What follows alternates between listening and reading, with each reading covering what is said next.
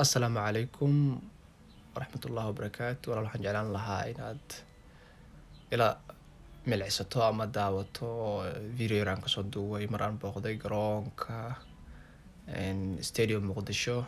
waxaan igu cazumay saaxiibkayga coach xiish khayr allah siiyo, ayagoo u baxayaan kooxda geeska africa, isagana wuxuu coach gareynaya kooxda midnimo.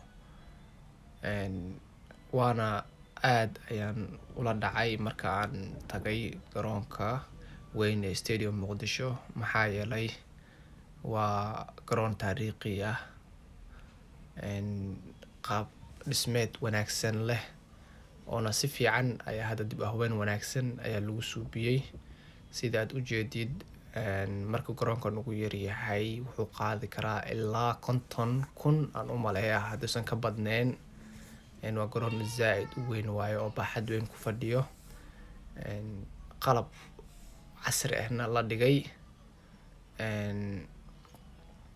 waxaan kale oo la farxay waxaa waaye liiga Soomaaliga waa zaaid ayuu horumar weyn ayuu sameynayaa. ciyaartooy tayo leh ayaa mataqaanaa ayaa ka ciyaarayo. hadda hataa waxaa ciyaartooyda waa ciyaartooy oo tababar aad u wanaagsan haysato. waxay haddana la shaqeeyaan guddiga FIFA ay la shaqeeyaan. garoonkan waa garoon oo hataa lagu ciyaari karo geemamka oo qaranka, waana lagu ciyaari jiray. hataa haddii insha allah ammaanka uu fiicnaa hataa waxaa lagu qaban karaa kaababka African Nation ama kaabab kale hataa waa lagu qaban karaa. waa garoon oo FIFA ay mataqaana approve gareysay.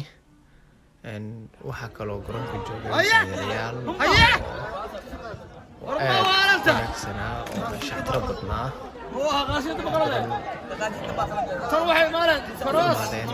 mataqaana madadaalo fiican ay ka helaan. waana mahadsantiin. assalaamu calaykum.